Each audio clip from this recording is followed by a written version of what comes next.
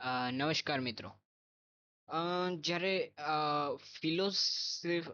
Philosophical કાઉન્સલિંગની વાત આવે, તો તેના એક પ્રાયોગિક અને એક વાસ્તવિક ઉદાહરણ તરીકે સોક્રેટિકનો સંવાદો અને સોક્રેટિકના પ્રશ્નો ખૂબ જ ઇફેક્ટિવ અને કારગર ઉપાય આપણને સાબિત થાય. સોક્રેટિક ઇન્ક્વાયરી છે, તેના મૂળ સ્તંભો જોઈએ તો બૌદ્ધિક વિનમ્રતા. સોક્રેટિક કહેતા, હું માત્ર એટલું જાણું છું કે હું કશું જ નથી જાણતો.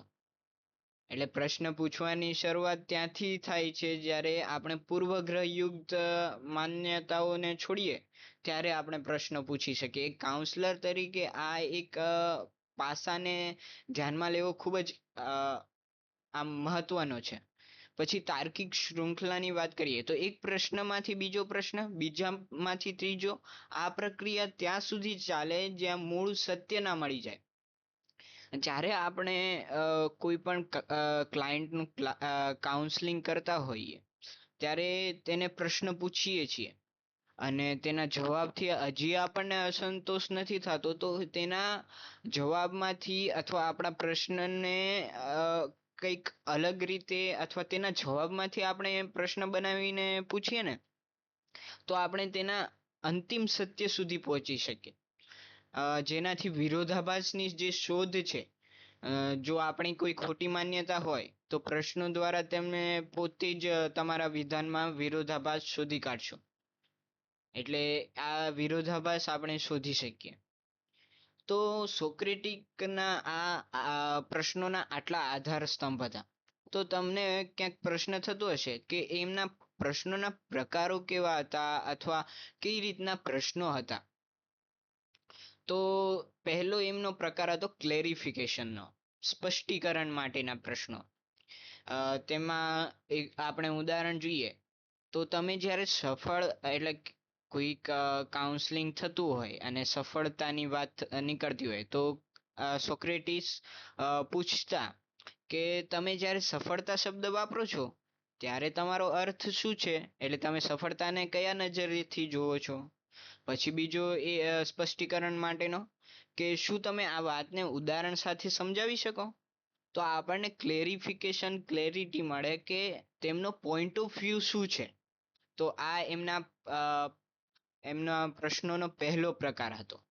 બીજો પ્રકાર આપણે જોઈએ તો પ્રોબિંગ અઝપ્શન, એટલે માન્યતાઓ જે હોય તેની ચકાસણી કરવી.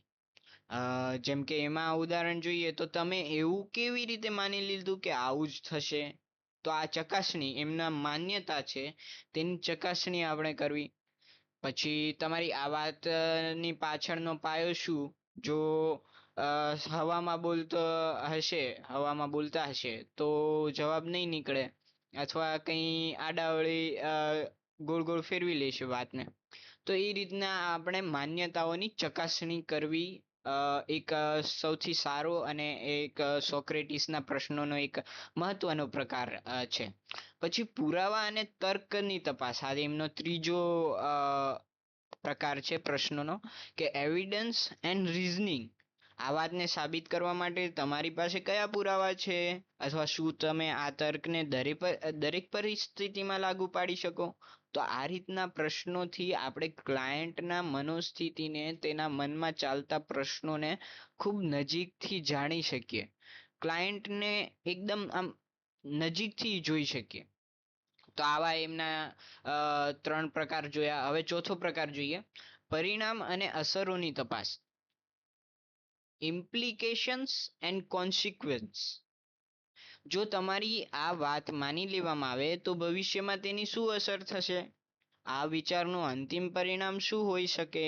આ રીતના પ્રશ્નો પૂછવાથી પરિણામ અથવા જે એમનો કોઈ પ્રોબ્લેમ છે તેનું પરિણામ અથવા તેની અસર શું હોઈ શકે તેનો આપણને દ્રષ્ટિ તેની મળે કે આ પોઈન્ટ ઓફ વ્યૂથી આનો પરિણામ જોવે છે, આ પોઈન્ટ ઓફ વ્યૂથી તેની અસર તે ભવિષ્યમાં જોઈ શકે છે અથવા ભવિષ્યને જોવાનો ક્લાયન્ટનો દ્રષ્ટિકોણ આવી રીતનો છે તેની આપણને ખબર પડે.